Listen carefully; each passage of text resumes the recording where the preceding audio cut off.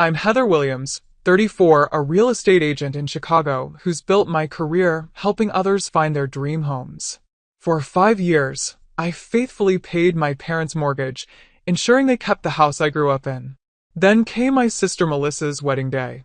The moment my father announced they were giving her a family home as a wedding gift, my world shattered.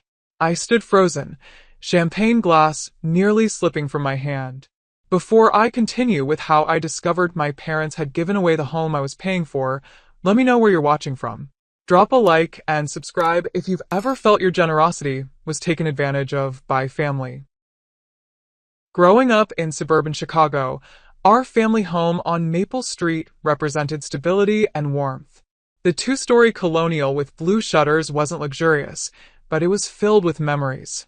My father Richard worked as an accountant at a mid-sized firm, while my mother Diane taught third grade at the local elementary school. Our lives followed predictable routines, Sunday dinners together, summer barbecues in the backyard, and holiday traditions that remained unchanged year after year. My sister Melissa arrived when I was 5 years old. From the beginning, there was an undeniable difference in how our parents treated us. I noticed it first on my 10th birthday when my requested sleepover party was downscaled to just 2 friends because parties are expensive. Yet 3 months later, Melissa's 5th birthday featured a rented bounce house, professional face painter, and 20 classmates. At the time, I attributed it to her being the baby of the family. As we grew older, the pattern continued. When I needed braces, I was told to wait another year because insurance would cover more later. Melissa got hers immediately. For my 16th birthday, I received driving lessons while Melissa's sweet 16 years later came with a used but reliable Honda Civic. My parents justified these differences with various explanations. Timing was better, finances had improved, or most commonly, your sister needs more support than you do. You're so independent. That independence wasn't innate, it was cultivated by necessity. By high school, I understood that if I wanted something, I needed to earn it myself. I started babysitting at 14, added a weekend job at the local grocery store at 16, and worked nearly full-time hours during college breaks. Meanwhile, Melissa's only responsibility was maintaining decent grades, which she barely achieved. College created an even wider divide. I attended State University on a partial scholarship, working 3 part-time jobs to cover the remainder. My parents contributed what they called what we can afford, about $1,500 per semester. For Melissa, they somehow found enough to cover full tuition at a private liberal arts college, explaining that she wouldn't manage with student loans like you can. Despite these disparities, I loved my family and accepted that this was simply our dynamic. I channeled my energy into building my own success, majoring in business, with a focus on real estate. The 2008 economic crisis hit just as I graduated, making entry into the housing market brutal. While many of my classmates abandoned their career plans, I persisted, taking a position as an administrative assistant at a small agency while earning my real estate license at night. Those early years tested every ounce of my determination. I lived in a tiny studio apartment with secondhand furniture, drove a car that broke down monthly, and subsisted on ramen and coffee. My first year as an agent yielded exactly 2 sales, barely covering my basic expenses. My parents offered little support beyond occasional home-cooked meals when I visited, always accompanied by gentle suggestions that I consider a more stable career path. The breakthrough came in my 3rd year when I connected with a wealthy client looking to downsize from her lakefront mansion. Her satisfaction with my service led to referrals among her social circle, and suddenly I found myself specializing in luxury properties. By age 28, I had moved into a comfortable downtown condo, leased a new car, and established myself as a rising star in Chicago real estate. During this time, Melissa drifted between various passion projects. After graduating with an art history degree, she worked briefly at a gallery before deciding it wasn't spiritually fulfilling. She then cycled through jobs as a barista, personal assistant, and eventually settled on becoming a yoga instructor, teaching a few classes weekly at an upscale studio. The inconsistent income didn't seem to affect her lifestyle, which featured frequent brunches, weekend trips, and a surprisingly extensive wardrobe. Her secret was simple. Our parents continued subsidizing her life. They covered her phone bill, helped with rent when she came up short, and provided a general safety net that allowed her carefree approach to adulthood. I noticed these things during family gatherings but said nothing, believing that eventually Melissa would need to stand on her own feet. Then came the first family crisis. My father called one evening, his voice uncharacteristically shaky. At 58, he'd been included in a company-wide downsizing. After 30 years with the same firm, he was unemployed with a severance package that would last 6 months at best. During the same period, my mother received a diagnosis of rheumatoid arthritis, requiring expensive treatments partially covered by her school district insurance. "We're managing," he insisted during our weekly calls, but I could hear the strain in his voice. 3 months later, during a Sunday visit, I found past due notices on the kitchen counter while my mother was showing me her garden. When confronted, my parents reluctantly admitted they had fallen behind on mortgage payments. Pride had prevented them from sharing the full extent of their financial troubles. "It's temporary," my father assured me. "Once I find another position, we'll catch up." But accounting positions for professionals nearing retirement age proved scarce, and my mother's medical expenses continued mounting. After a sleepless night considering options, I made them an offer. I would cover their mortgage payments until they regained financial stability. Additionally, I'd help with medical bills not covered by insurance. The relief on their faces made any hesitation vanish. "This is still your inheritance someday," my mother said tearfully. "The house will always be yours eventually. We'll never forget this, Heather." What began as a temporary arrangement extended as my father's job search stretched from months into years. He eventually found part-time consulting work that provided some income, but no benefits. My mother reduced her teaching schedule to accommodate her health limitations. Each month, I transferred the mortgage payment directly to their bank, plus extra for utilities and groceries. During monthly visits, I helped with house maintenance and took them to appointments. Meanwhile, Melissa's life continued unaffected by our parents' struggles. Her visits home became less frequent as she pursued her latest interest, attending yoga retreats and spiritual workshops.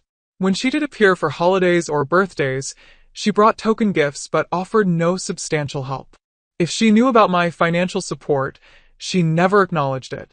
Everything changed when Melissa met Brandon Taylor at a charity gala she attended with a wealthy client from her yoga studio. Brandon, son of a prominent family owning several car dealerships across the Midwest, was immediately taken with my sister's free-spirited personality and striking looks. Their whirlwind romance progressed rapidly, with Instagram posts showing them at exclusive restaurants, weekend getaways in his family's private plane, and courtside seats at Bulls games. "He's different from the others," my mother gushed during one of my visits. "So established, and from such a good family." I noticed my parents suddenly finding energy for activities that had previously become too difficult. Shopping trips with Melissa, dinner parties when Brandon visited, even repainting the guest room that had remained untouched for years. Their financial constraints seemed forgotten when it came to participating in my sister's exciting new relationship. 6 months after meeting, Brandon proposed with a diamond ring that probably cost more than my annual mortgage contributions. Just like that, wedding planning consumed our family's universe. The engagement party at the Taylor family's country club marked my first indication that something was shifting in our family dynamic. The sprawling golf course property, with its colonial clubhouse, normally hosted celebrities and politicians, not middle-class families like ours. Yet my parents navigated the space with surprising comfort, introducing themselves to Brandon's connections with practiced ease. I arrived alone, having scheduled the event between property showings. Despite my professional success, I felt distinctly out of place among guests who discussed summer homes and European vacations. My tailored black dress, which normally projected confidence during business meetings, seemed inadequate compared to the designer outfits surrounding me. "Heather, you finally made it," my mother called, waving from a group of women I didn't recognize. Her cheeks were flushed from champagne, her eyes bright with excitement. As I approached, I caught the tail end of their conversation. "The wedding gift is going to be absolutely perfect," my mother was saying. something they can build their future on. The women nodded approvingly before dispersing as I reached them. When I asked what wedding gift she meant, my mother patted my arm dismissively. Just some ideas we're considering. Nothing definite yet. Have you tried the crab cakes? They're divine. The subject change was obvious, but I didn't press further. Throughout the evening, I noticed multiple hushed conversations between my parents and Brandon's family, with meaningful glances and enthusiastic nodding. Whatever they were planning, I wasn't being included. 2 weeks after the engagement party, my father called asking if I could increase my monthly contribution temporarily. The roof is showing some wear, he explained. We've got a contractor coming to give an estimate, but we should probably handle it before winter. I agreed without hesitation, transferring an additional $2,000. However, when I stopped by unexpectedly the following weekend, there was no sign of roofing work or preparations. Instead, I found my mother and Melissa surrounded by wedding magazines, fabric swatches, and a half-empty bottle of champagne. Just getting some initial ideas, my mother explained, hastily gathering the materials. Nothing extravagant. The caterer's estimate visible on the coffee table suggested otherwise, with a per plate cost exceeding what most people spend on an entire dinner out. When I gently inquired about priorities, my mother became defensive. This is Melissa's special day. We've put aside some savings specifically for this. What's savings? I asked, knowing their financial situation intimately. You wouldn't understand. My father interjected from his recliner. Some things are worth stretching for. The conversation ended there, but my concerns grew. Over lunch the following week, I confided in my best friend Rachel Martinez. Am I crazy for feeling uneasy about this? I asked, pushing my salad around the plate. I mean, it's their money ultimately. Rachel's expression turned serious. Except it's not just their money, is it? You've been keeping them afloat for years. Have they ever talked about paying you back? That wasn't the arrangement, I admitted. I never expected repayment. But I also didn't expect them to suddenly find thousands for a lavish wedding. Sounds like you might be enabling them, Rachel suggested gently. Maybe it's time to set some boundaries around your contributions. I nodded, knowing she was right, but the thought of confronting my parents about money felt impossible. They had raised me, supported me in their way, and now needed my help. How could I suddenly attach strings to that assistance? As wedding planning intensified, so did the financial inconsistencies. My parents declined dinner invitations citing budget constraints, yet somehow managed to fund engagement photos at a luxury resort. My mother mentioned cutting back her therapy sessions due to cost, while simultaneously describing the custom mother-of-the-bride dress being made for her. Most concerning, I found myself increasingly excluded from family gatherings. Melissa's bridal shower, cake tastings, venue tours, I learned about these events afterward through social media or casual mentions. When I asked why I hadn't been included, the answers were always variations of "we didn't want to bother you," or "we know how busy you are with work." Meanwhile, I continued paying the mortgage, property taxes, and contributing to medical expenses. Each month, the total approached $3,000, money I had originally planned to invest in a second property. 5 years into this arrangement, my contributions exceeded $160,000. 6 months before the wedding, I stopped by my parents' house to drop off my mother's birthday gift. No cars were in the driveway, but lights were on inside. I used my key to enter, calling out as I stepped into the foyer. Voices from the dining room fell silent. When I rounded the corner, I found my parents seated with an older gentleman in a suit, papers spread across the table. "Heather, we weren't expecting you," my mother said, quickly gathering the documents into a folder. "Sorry to interrupt. I brought your birthday gift." I placed the wrapped package on the sideboard, eyeing the stranger. "This is Mr. Patterson," my father said reluctantly. "Our attorney. Just updating some paperwork." The man nodded politely, offering no further explanation. An awkward silence followed until my mother suggested we have coffee in the kitchen, effectively removing me from the dining room. As we waited for the coffee to brew, I noticed her nervous energy. Rearranging mugs, wiping already clean counters. Is everything okay? I asked. You're not having legal problems, are you? Nothing like that, she assured me quickly. Just getting some affairs in order. At our age, it's important to have everything properly documented. Before I could probe further, my father joined us, his expression unusually buoyant. Good news, Heather. You won't have to worry about the house anymore soon. What does that mean? My stomach tightened. Just that we're making some adjustments to simplify things, he replied vaguely. Nothing for you to concern yourself with now. The conversation shifted to safe topics, neighborhood news, my recent sales, Melissa's wedding plans. But as I drove home that evening, my father's words echoed uncomfortably. Something significant was happening, and I was deliberately being kept in the dark. Melissa's wedding day arrived on a perfect June Saturday.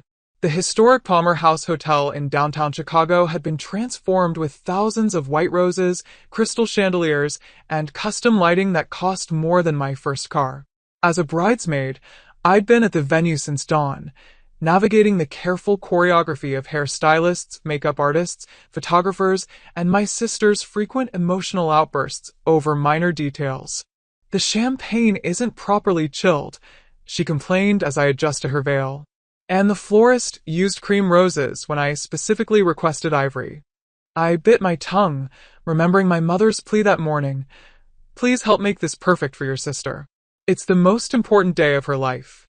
So I chilled champagne, soothed tensions between bridesmaids, and tracked down the wedding planner to address the catastrophic difference between cream and ivory roses. Through it all, I maintained a practiced smile, even as I calculated the approximate cost of each extravagance surrounding us. The ceremony proceeded flawlessly. Melissa looked genuinely beautiful in her designer gown, and Brandon appeared sincerely in love as they exchanged vows.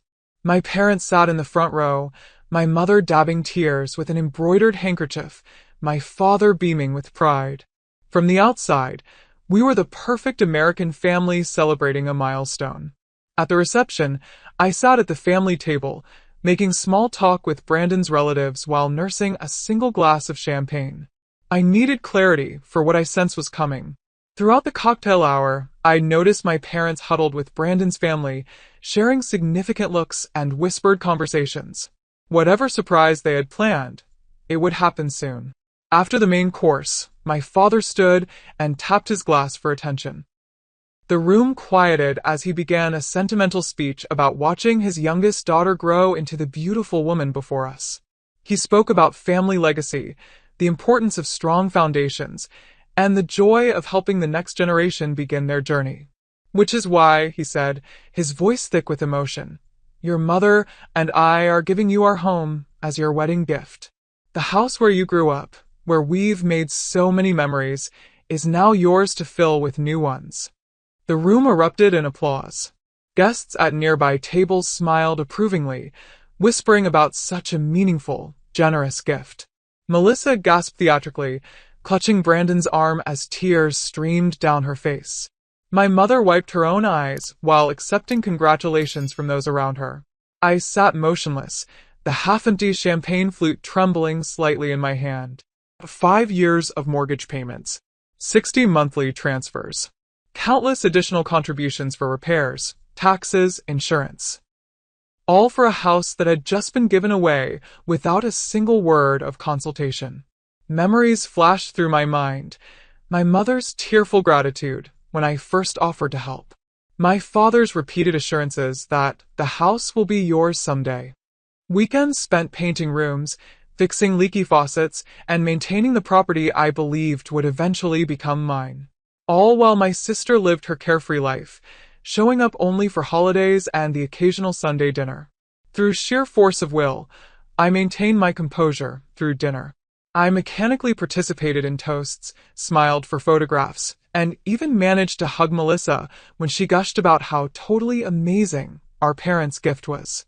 But when the dancing began and attention dispersed, I quietly gathered my things and slipped out a side entrance.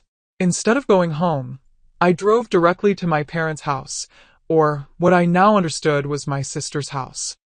I parked in the driveway and waited, knowing they would return there to change before leaving for their hotel downtown.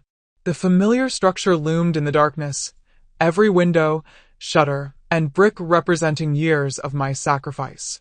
They arrived shortly after midnight, still in their formal attire, expressions shifting from surprise to wariness when they spotted my car. I stepped out as they approached the front door. "Heather, why aren't you at the reception?" my mother asked, fumbling with her clutch. "We need to talk," I said simply, following them inside. In the living room, still decorated with pre-wedding photographs and gifts, I finally asked the question burning through me. "How could you give away a house I've been paying for without even discussing it with me?" My father loosened his tie, avoiding my gaze. "It's our house, Heather. We appreciated your help during our rough patch, but ultimately, it's our name on the deed." "Was your name on the checks I wrote every month for 5 years? Was your name on the statements for the new roof last year, or the property taxes I covered when you came up short?" "That was your choice," my mother interjected, her tone surprisingly cold. "We never forced you to help us. You said it would be my inheritance. You literally told me I was investing in my future." My father sighed heavily. "Plans change. Melissa and Brandon need a stable home to start their family. They can't afford something comparable in this neighborhood on their own. And I can? I've been putting my own financial goals on hold to help you." "You're already successful," my mother countered. "You have your condo, your career. Melissa needs this foundation to get started in life." The conversation deteriorated from there. Each justification they offered revealed a deeper betrayal. They had transferred the deed to Melissa and Brandon 2 months earlier, explaining the mysterious meeting with the attorney. They had used my recent contributions to clear the remaining mortgage balance before the transfer, approximately $12,000 I had provided specifically for medical bills and home repairs. Most devastating was their complete dismissal of my financial contributions as voluntary gifts rather than investments made under specific pretenses. When I mentioned the total sum, over $160,000, my father actually scoffed. "That's an exaggeration. And anyway, that's what family does. We support each other." "Apparently only when the family member is Melissa," I replied, gathering my purse. "I won't be supporting anyone in this family anymore." I drove home in tears, equal parts heartbroken and furious. The foundation of trust one thought existed with my parents had been revealed as completely illusory. For them, I had never been an equal child deserving of the same consideration as my sister. I was the reliable one, the successful one, the one who didn't need their support or loyalty. That night, as I curled on my sofa staring at the Chicago skyline through tear-blurred eyes, I realized I needed to completely recalibrate my understanding of my family and my place within it. The week following the wedding passed in a haze of work appointments and avoided phone calls. My parents called daily at first, then every few days, leaving voicemails that ranged from concerned to annoyed. Melissa texted once, thanking me for being part of her special day, with no mention of the house. I responded to none of them, needing space to process my emotions and determine my next steps. Work became my sanctuary. I scheduled showings back-to-back, conducted open houses on weekends, and volunteered for the listings no one else wanted. Colleagues commented on my sudden intensity, but I deflected with jokes about saving for a vacation. In reality, every property I walked through triggered painful comparisons to the home I'd financially maintained for years, now given away without consideration. Nights were harder. Sleep proved elusive as I mentally calculated the opportunity costs of my years supporting my parents. The down payment on an investment property I delayed. The retirement contributions I'd reduced. The professional development opportunities I'd passed on to maintain my monthly commitment to them. During one particularly sleepless night, I created a spreadsheet documenting every payment I'd made, mortgage contributions, property tax payments, home repairs, medical bills, even groceries and utilities I'd covered. The total exceeded $165,000 over 5 years. Seeing the figure in black and white crystallized my resolve. I needed professional advice. Samantha Ford, a financial advisor recommended by a colleague, reviewed my documentation during a Monday morning appointment. Her expression remained professionally neutral, but her questions revealed her assessment. Was there any written agreement regarding these contributions? Nothing formal, I admitted. It was a family arrangement, and the verbal understanding was that the house would eventually be yours? They said it repeatedly, that I was investing in my inheritance. She nodded, making notes. Unfortunately, without documentation, this falls into a gray area legally. You could potentially pursue a civil case based on verbal contract or unjust enrichment, but family court battles are expensive and emotionally draining. What would you recommend? Honestly, consider it an expensive lesson about mixing family and finances without proper documentation. Stop all financial support immediately, protect your assets going forward, and decide what kind of relationship you want with your family, with clear boundaries. Her advice, though difficult to hear, provided clarity. That evening, I drafted a detailed email to my parents. I listed every payment I'd made, explained my understanding of our arrangement, and formally announced the immediate termination of all financial support. The tone was businesslike rather than emotional, a final statement rather than an invitation to negotiate. Their response came within hours. A lengthy, emotional message that oscillated between defensive justification and manipulative guilt. My mother wrote most of it, emphasizing Melissa's needs versus my stability, invoking family loyalty, and suggesting I was being selfish for withdrawing support when they had given me life and raised me. My father added a brief paragraph expressing disappointment in my transactional view of family relationships. Neither acknowledged the fundamental betrayal or offered to address the financial implications of their actions. Reading between the lines, they expected our relationship to continue as before, minus my financial contributions, but with my emotional support intact. The email confirmed what I needed to know. Nothing would change unless I forced that change. Meanwhile, Melissa and Brandon moved into the house immediately after returning from their honeymoon in Bali. Her Instagram became a showcase of renovation projects. Tearing out the kitchen my parents had used for 30 years, replacing the backyard garden my mother had tenderly maintained with a hot tub and outdoor kitchen, painting over the growth chart marked on the laundry room wall that showed both our heights from childhood. Each modification felt like another erasure of my connection to the home.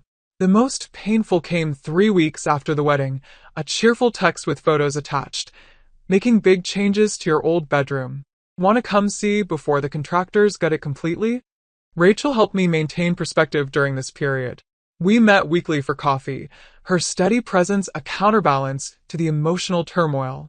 When I showed her Melissa's text, she took my phone and blocked my sister's number without comment, then returned it with a simple, "Not helpful right now." She was right. Distance was the only thing preserving my sanity as I reconstructed my understanding of my family relationships. I maintained the no-contact policy through June and into July, focusing instead on rebuilding my financial planning and reconnecting with friends I neglected while prioritizing family obligations. Then came the call that broke the silence. My father, using his office number I hadn't blocked, left a voicemail that seemed carefully casual. "Heather, it's Dad. Hope you're doing well. Your mother and I have been thinking about our living situation. The house is really too big for us now, and Melissa and Brandon are eager to have their privacy as newlyweds. We're considering options for the next few months. Let's catch up soon."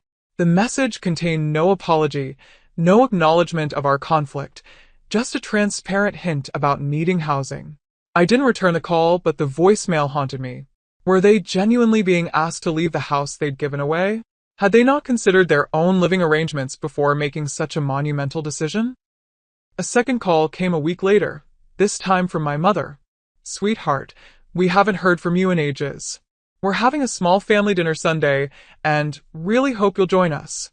There are some things we'd like to discuss about our future plans." Again, no reference to our conflict or my feelings, just an expectation that I would appear when summoned for family dinner. I declined via text, citing work commitments. The brief exchange opened the door to more messages, each containing vague references to their temporary living situation and suggestions that they might need a place to stay soon. The implication became increasingly clear. Having given away their home, My parents now expected to move into my vacation property, a small lakeside cottage in Michigan I'd purchased the previous year as both personal retreat and rental investment. The property represented one of the few financial goals I'd managed to achieve despite supporting them, purchased entirely with commissions from a particularly successful quarter. I had never explicitly told them they couldn't use it.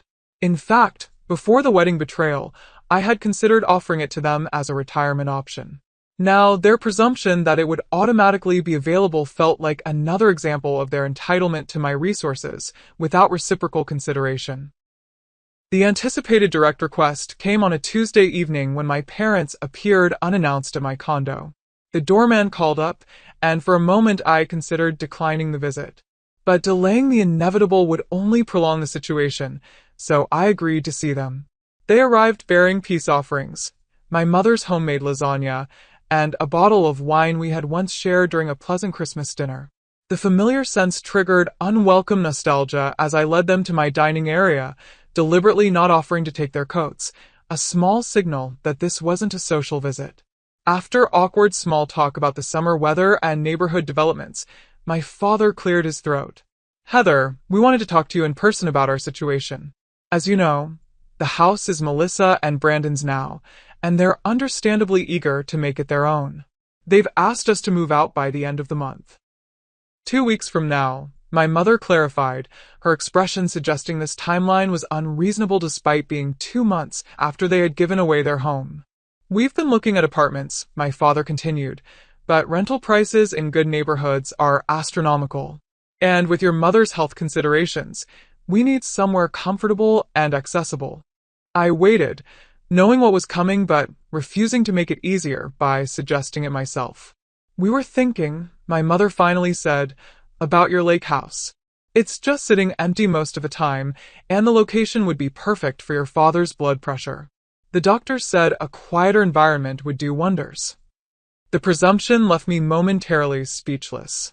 After weeks of no meaningful contact following a major betrayal, they had arrived expecting access to my second property as though nothing had happened. No acknowledgement of the pain they'd caused, no recognition of the boundaries I'd established, not even a direct question, just an assumption of entitlement. "The lake house," I repeated slowly. "Just until we figure out something permanent," my father added quickly. 6 months, maybe a year at most. We wouldn't interfere with any rental plans you have for peak season." I thought about the lake house, a modest 3-bedroom cottage on a small Michigan lake. I had purchased it entirely with my own savings after years of disciplined financial planning. The weekends spent painting walls, replacing fixtures, and furnishing it with carefully selected pieces. The rental income that supplemented my commissions during slower real estate periods. The personal sanctuary it provided when city life became overwhelming. "That won't be possible," I said finally. My mother's expression shifted from expectant to confused. "What do you mean?" "I mean no. You can't stay at my lake house." "But it's just sitting empty most of the time," she persisted, as though I hadn't understood her point. "That's not relevant. It's my property, purchased with my money, and I don't want to change how I'm using it." My father leaned forward, brow furrowed. "Heather, you're being unnecessarily dramatic. We're talking about family helping family. After everything we've done for you." The audacity of his statement broke through my composed exterior. "After everything you've done for me? What about everything I've done for you? 5 years of mortgage payments, property taxes, home repairs, all with the understanding that I was investing in my future inheritance. An inheritance you gave to Melissa without a single conversation with me." "That's water under the bridge now," my mother said dismissively. "We need to focus on current solutions. The current solution is that you find an apartment you can afford, just like any other adults would do in your situation." They exchanged glances, clearly unprepared for firm resistance. My father adopted the conciliatory tone he used when negotiating. "Look, I understand you're still upset about the house. But this is different. We're not asking you to give us the lake property, just to let us stay there temporarily. I need time to think about this," I said, standing to signal the end of our conversation. "I'll let you know my decision later this week."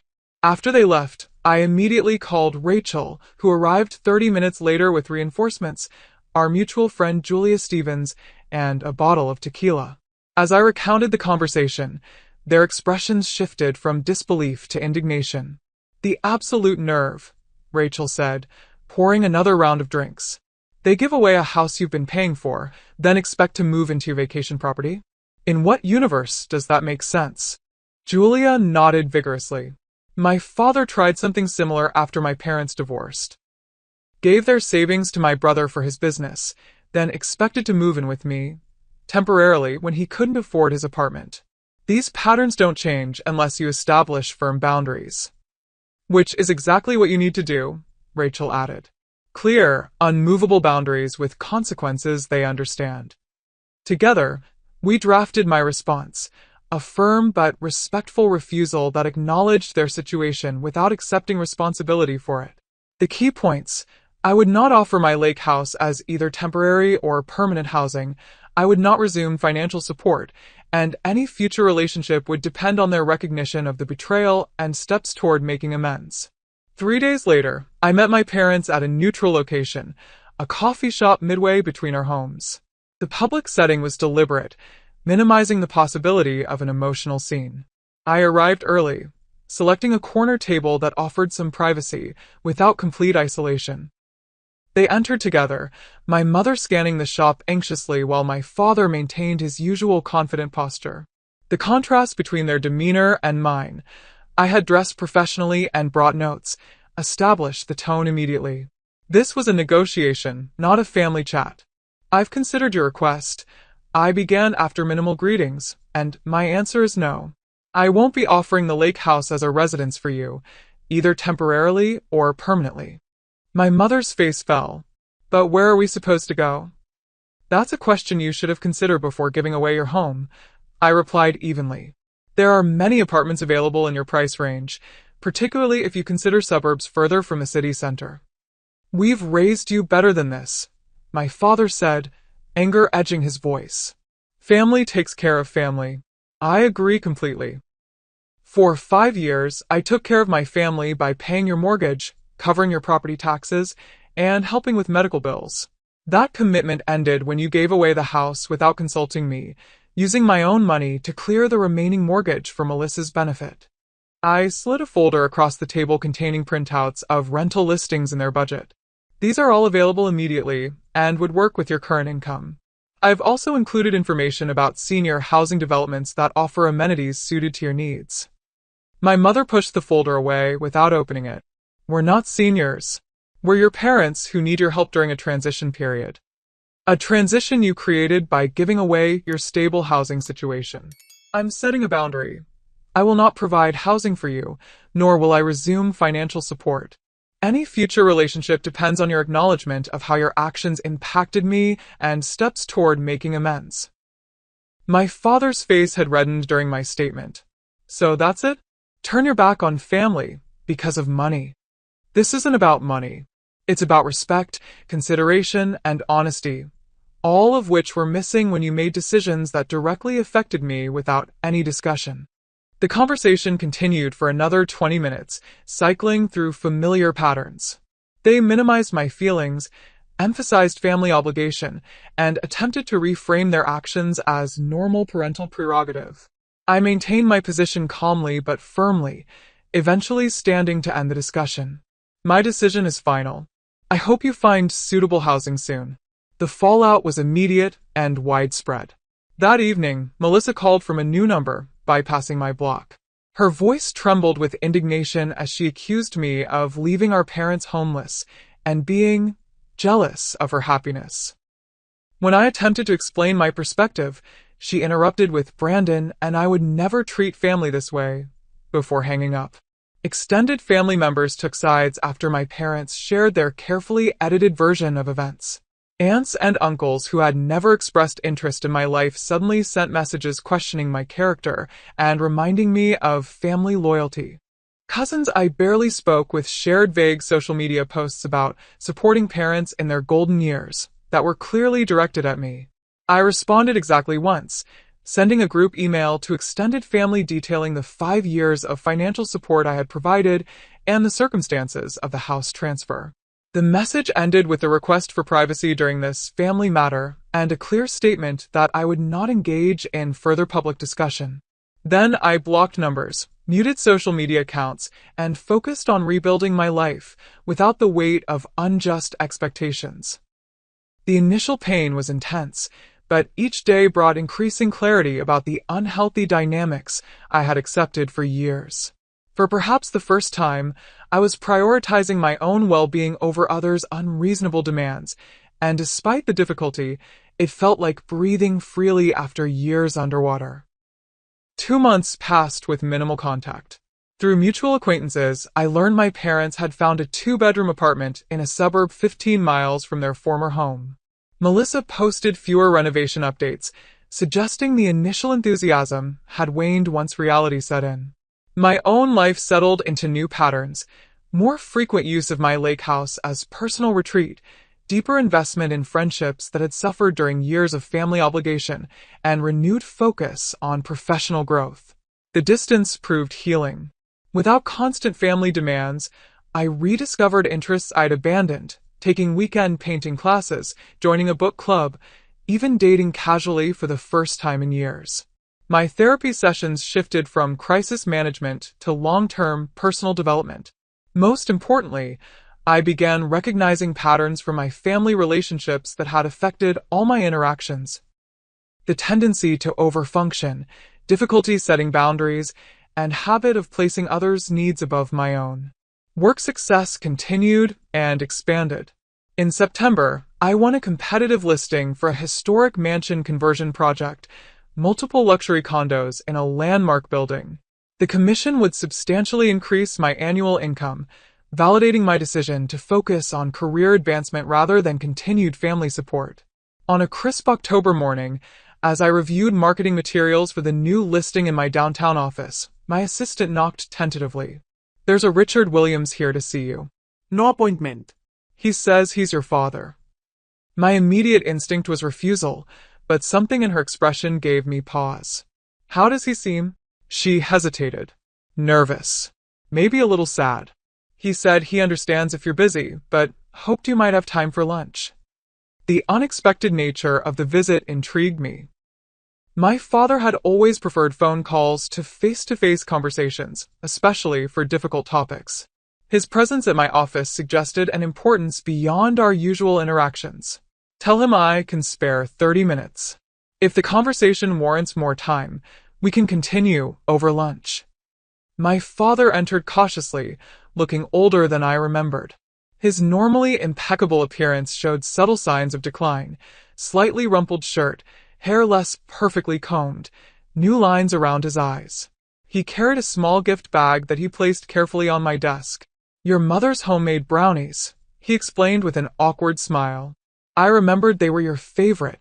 I thanked him, but didn't open the bag, instead gesturing toward the visitor's chair. "This is unexpected. I've been wanting to talk to you for weeks, but wasn't sure you'd take my call." He settled into the chair, hands fidgeting uncharacteristically. "Things haven't been right since the wedding." "Since before that, really." "No, they haven't," I agreed, maintaining a neutral tone. He took a deep breath. "I've come to apologize, Heather. I made terrible mistakes that hurt you deeply, and I need to take responsibility for that." The directness surprised me. My father rarely admitted error, typically preferring to reframe situations to maintain his position. I remained silent, allowing him space to continue. "The house situation was handled incredibly poorly. You deserved consultation, consideration, and appreciation for everything you'd contributed. Instead, we excluded you from decisions and dismissed your feelings afterward." "Why?" The question had burned within me for months. He sighed heavily. "The simple answer is that your mother orchestrated most of it, and I failed to stand up for what was right." The longer answer is complicated. Over the next hour, my father revealed the background I hadn't been privy to. My mother had always favored Melissa, seeing in her the social success she herself had never achieved. When Brandon entered the picture with his family connections and wealth, She became determined to secure the relationship, believing a suitable wedding gift would impress his family and cement Melissa's position. I knew it was wrong, my father admitted, especially after everything you'd done for us. I tried suggesting alternatives, helping with a down payment on a different house, offering financial support that wouldn't involve your inheritance. But your mother was fixated on the symbolic value of giving them our family home. And you went along with it. I did. That's my failure entirely. His voice cracked slightly. I've spent my life avoiding conflict with your mother, even when it meant treating you unfairly. That pattern goes back to your childhood, and I never had the courage to break it. The honesty was both validating and painful. All those years of feeling less valued had been based in reality, not my imagination. The favoritism had been intentional, not circumstantial. What's changed now? I asked. Why this apology after months of silence? Several things. Living in the apartment has given me perspective on what we gave up and what we took from you. Melissa and Brandon are already having problems, making me question the sacrifice. Most importantly, I've started therapy on my own. It's helping me see patterns I was blind to before. He reached across the desk, not quite touching my hand, but bridging some of the distance between us. I don't expect immediate forgiveness, Heather. What we did, caused real harm. I just want you to know I recognize that now, and I'm working to be better. The lunch that followed felt like a conversation with a new person rather than the father I'd known all my life. He asked thoughtful questions about my work, my friends, my interests, topics that had rarely held his attention previously. He shared updates about his part-time consulting work and new connections in their apartment community. Most notably, he mentioned attending some social events without my mother, developing independence that had been absent in their relationship. What about Mom? I finally asked as we finished our meals. Does she share your perspective on what happened? His expression tightened. Not entirely. She recognizes we handled things poorly, but still believes the decision itself was correct. She's struggling with the consequences, both the reduced living circumstances and your distance. I can't resume a relationship that doesn't acknowledge the fundamental problem. I understand. I'm working on her, but ultimately, her journey is separate from mine. I'm here because I need to make things right regardless of her choices.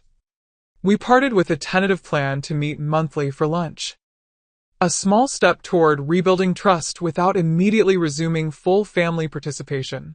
As I watched him walk away, his shoulders straighter than when he'd arrived, I felt a complicated mixture of emotions, lingering hurt but also cautious hope that genuine change might be possible. 2 weeks later, my mother reached out, not with the heartfelt apology my father had offered, but with a stiff invitation to lunch at her favorite restaurant. I accepted with clear boundaries about what the meeting would and wouldn't include. No discussion of financial help. No pressure about family obligations. Simply an opportunity to begin addressing our fractured relationship. The lunch proved challenging. My mother arrived impeccably dressed as always, her armor of perfect appearance intact. Her greeting was affectionate but controlled, with none of the vulnerability my father had shown. Your father says I need to acknowledge the misunderstanding about the house, she began after our orders were placed. It wasn't a misunderstanding, I corrected gently. It was a betrayal of trust and an erasure of my contributions. She flinched slightly, but continued. Perhaps we didn't handle it as transparently as we should have. For that, I apologize. The words were right, but the sentiment behind them felt hollow. Throughout the meal, she maintained the narrative that giving Melissa the house had been the correct decision, poorly executed rather than fundamentally flawed. She acknowledged my feelings were hurt, but stopped short of accepting responsibility for causing that hurt. Families go through difficult periods, she concluded as we finished dessert. I hope we can move forward now. It wasn't the reconciliation I had hoped for, but it represented a small step. My mother had made an effort, however limited, to repair the relationship. I could acknowledge that effort while maintaining my boundaries and continuing to assess whether deeper healing was possible. Meanwhile, signs of trouble in Melissa's perfect life began appearing on social media. The enthusiastic renovation posts gave way to vague statements about challenges and growth opportunities. A mutual acquaintance mentioned hearing arguments during a dinner party at the house. Brandon was photographed at a charity event without Melissa, standing noticeably close to his former girlfriend. The house itself began showing signs of neglect. When I drove past one evening out of curiosity, I noticed peeling paint on the shutters, overgrown landscaping, and a broken gutter that had clearly been damaged for some time. The property that had been meticulously maintained during my parents' ownership, with significant financial help from me, was visibly deteriorating under my sister's care. I took no pleasure in these developments, but they provided context for my father's next visit. Over coffee at a neighborhood cafe, he mentioned that Brandon's family business was facing investigation for tax irregularities, creating financial strain in the marriage. They've started arguing about money, he explained. Melissa expected Brandon's family to cover the renovation costs, but that support has disappeared with the legal troubles. Now they're facing contractor bills with limited resources. That's unfortunate, I said neutrally. Your mother is finally seeing the situation clearly, he continued. She built up this fantasy about Melissa marrying into security and stability. Now she's watching that crumble while recognizing she's sacrificed her relationship with you for it. The insight explained my mother's unexpected call the following week, a voice message with audible tears asking if we could talk again. The subsequent conversation, while still guarded on both sides, contained her first genuine acknowledgement of wrongdoing. I convinced myself that helping Melissa secure her future was worth any cost, she admitted. I didn't allow myself to see how unfair that was to you. I'm truly sorry, Heather. The words I had longed to hear for months arrived, without the complete healing I had imagined. The apology mattered, but trust would require more than words to rebuild. Still, it opened the door to possibilities I had previously considered closed. A new relationship with my parents based on mutual respect rather than obligation and exploitation. 6 months after the wedding that had shattered our family structure, I stood in the entryway of my newly purchased home in Lincoln Park. The 3-bedroom Victorian had required significant renovation but now reflected my aesthetic perfectly. Warm colors, modern conveniences blended with historical elements, and space for both entertaining and quiet retreat. The purchase represented more than just a real estate investment. It symbolized my commitment to creating my own legacy rather than waiting for an inheritance that might never materialize. The down payment had come from my commission on the historic mansion project, which had been even more successful than anticipated. My promotion to senior partner at the firm followed, bringing additional financial security and professional recognition. My lake house had transformed as well. Once viewed primarily as an investment property with occasional personal use, it had become my sanctuary during the family crisis. Weekend trips expanded to week-long retreats during slower business periods. I added a dedicated office space that allowed remote work, personalized the decor beyond generic rental appeal, and cultivated relationships with year-round neighbors. Perhaps most significantly, my social connections flourished once freed from constant family obligations. Weekly dinners with Rachel evolved to include a wider circle of friends with similar interests and values. I joined professional organizations I'd previously neglected, building a network of colleagues who appreciated my expertise and supported my career advancement. Regular therapy sessions helped me recognize and address patterns established in childhood, the excessive responsibility I assumed, difficulty expressing needs, and tendency to anticipate others' requirements before my own. Gradually, these awareness led to behavioral changes. Setting clear boundaries, communicating expectations directly, and allowing myself to receive support rather than always providing it. My relationship with my parents evolved into a carefully structured arrangement. Monthly lunches with my father became a consistent bright spot, his genuine efforts to understand my perspective creating space for authentic connection. He maintained his individual therapy, developing independence that transformed our interactions from parent-child dynamics to adult relationships. My mother proved more challenging. Initial progress after her tearful apology stalled as she struggled to fully acknowledge the damage caused by decades of favoritism. Our contact remained limited to occasional lunches and brief phone calls, always with clear boundaries about acceptable topics. The distance felt necessary for my well-being even as I hoped for eventual deeper reconciliation. Melissa and I established minimal communication. After several months of silence, she sent a text suggesting coffee to clear the air. The resulting conversation revealed little self-awareness about her role in the family dysfunction, but at least acknowledged that I had legitimate grievances about the house situation. We settled into polite distance, birthday messages, holiday acknowledgments, but no pretense of close sisterhood. Her marriage to Brandon encountered increasing difficulties as the initial glow faded. His family's legal troubles resulted in significant lifestyle adjustments, creating tension between them. The house became a point of contention rather than joy, too expensive to maintain properly on their reduced income, but impossible to sell without admitting failure. Social media posts grew less frequent and less enthusiastic, occasionally revealing glimpses of the crumbling facade. One unusually warm spring afternoon, I received an unexpected email from my mother. Rather than the usual brief updates or attempts at reconciliation, this contained a lengthy, thoughtful reflection on our family history. She wrote about recognizing patterns in her own upbringing that she had unconsciously perpetuated, acknowledged the damage her favoritism had caused, and expressed genuine remorse for the house betrayal. I convinced myself I was doing what was best for the family, she wrote, but I was actually protecting my own vision of what our family should be. That vision cost me my relationship with my remarkable elder daughter, a price I now understand was far too high. The email concluded with a request for family therapy, not to erase the past, but to create healthier patterns for the future. After consultation with my individual therapist, I agreed to a trial session, approaching the opportunity with cautious optimism tempered by protective boundaries. The first session proved surprisingly productive. With professional guidance, my father expanded on insights from his individual therapy. My mother listened without defensive interruption for perhaps the first time in our relationship, and I articulated long-suppressed feelings without either minimization or excessive anger. We left with homework, specific communication exercises and reflection questions, and a commitment to continue the process.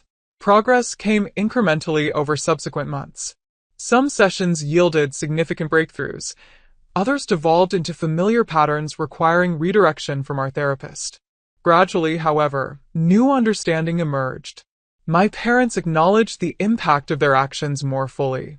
I recognized complexities in their motivations beyond simple favoritism. Together, we identified healthier ways to interact while respecting established boundaries.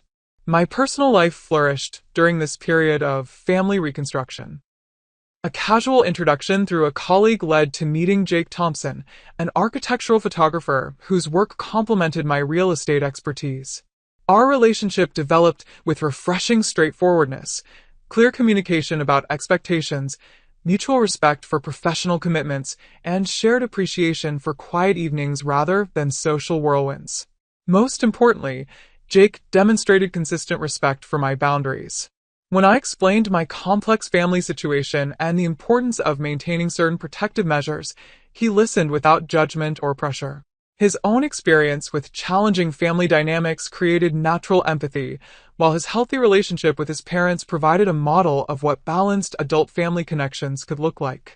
By the following Christmas, 18 months after the wedding that had fractured our family, we had established a new normal. Holiday dinner took place at my home rather than my parents' apartment or Melissa's house, creating neutral territory. Gift exchanges remained modest, focusing on thoughtfulness rather than extravagance. Conversations stayed within agreed boundaries, avoiding triggers that might resurrect old conflicts. Melissa and Brandon attended, their relationship visibly strained despite attempts at holiday cheer. The house that had been the center of our family drama was now up for sale, their marriage unable to withstand the financial pressures and underlying resentments. Neither acknowledged the irony directly, but my father's knowing glance across the table communicated volumes about lessons learned too late. Looking back on the tumultuous journey from betrayal to tentative healing, I recognize now that the house itself was never the central issue. It simply crystallized patterns established throughout my childhood. The imbalanced family system, unequal expectations, and dismissal of my needs in favor of my sister's wants. The painful experience forced confrontation with dynamics that might otherwise have continued indefinitely, creating opportunity for growth even through tremendous hurt. The greatest lesson emerged gradually. True family relationships cannot be purchased through financial contribution or maintained through obligation alone. Authentic connection requires mutual respect, honest communication, and recognition of each person's inherent value beyond what they provide materially. My willingness to financially support my parents created an illusion of closeness that collapsed when tested by conflicting interests. Equally important was learning that boundaries aren't selfish, but essential for healthy relationships. By clearly defining what I would and wouldn't accept, I created space for genuine healing rather than superficial reconciliation. Those boundaries allowed me to maintain connection with my parents while protecting myself from further exploitation, a balance that benefited everyone involved. Perhaps most valuable was the realization that self-advocacy doesn't require abandoning compassion. I could stand firm in my own worth while still extending understanding toward my parents' limitations. Their actions caused real harm, but recognizing the complex factors behind those actions allowed me to move toward forgiveness without diminishing the importance of accountability. Today, as I build my life with intentionality rather than obligation, I understand that family relationships require ongoing maintenance rather than assumed permanence. The bonds we share with relatives deserve nurturing through mutual respect and clear communication, not automatic loyalty, regardless of treatment. This understanding influences all my relationships with family, friends, colleagues, and potential partners. The journey continues, with occasional setbacks alongside significant progress. Some family gatherings still activate old patterns. Some conversations still navigate carefully around sensitive topics. But the foundation has shifted from unquestioned sacrifice to balanced reciprocity, creating space for authentic connection rather than performance of expected roles. If my story resonates with you, consider examining the unspoken expectations in your own family relationships. Are you giving from genuine love or obligation? Are your contributions recognized and reciprocated? Most importantly, do your family dynamics support your growth or limit your potential? The answers may reveal patterns worth addressing before they culminate in painful confrontation. What family expectations have you struggled with? Have you ever had to set difficult boundaries with loved ones? Share your experiences in the comments below. If this story helped you recognize unhealthy patterns in your own relationships, please like and subscribe for more insights on family dynamics and personal growth. Remember that prioritizing your well-being isn't selfish. It's the foundation for building truly healthy connections with others.